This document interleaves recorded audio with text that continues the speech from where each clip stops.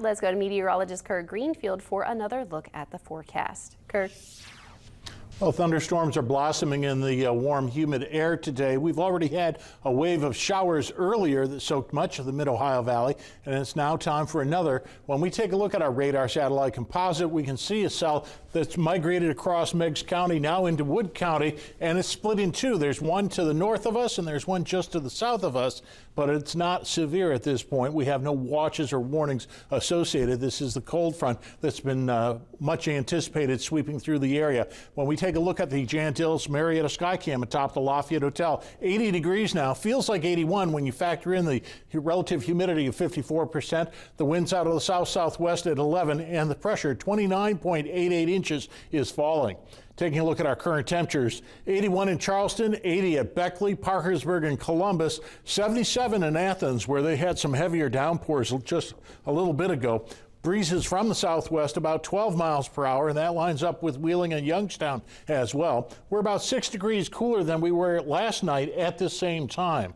So in the high heat in this time period, you need to make sure you limit your outdoor activities, drink plenty of water, wear lightweight, light color clothes, wear sunscreen, and try to adjust your work hours outdoors so it's either in the morning or in the evening, avoiding those high heat hours.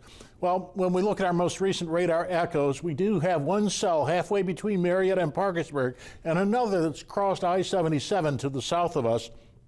Not much behind it, but if you connect the dots, it's part of a cold front that's pushing through, being driven by a low pressure system north of the Great Lakes, and many more storms down in Kentucky and Tennessee. Now, we may have some resurgence as we go through the evening, but they'll pulse at different times. And as this comes through tonight, we'll be looking at cloudy conditions that'll give way to some sun tomorrow. Again, more clouds and another wave of showers or storms. It's real hard to predict exactly where these are going to track because they tend to pulse and fire up and down. So you may see some, you may not. As we head into Friday, it looks like it'll be somewhat drier and somewhat cooler as well.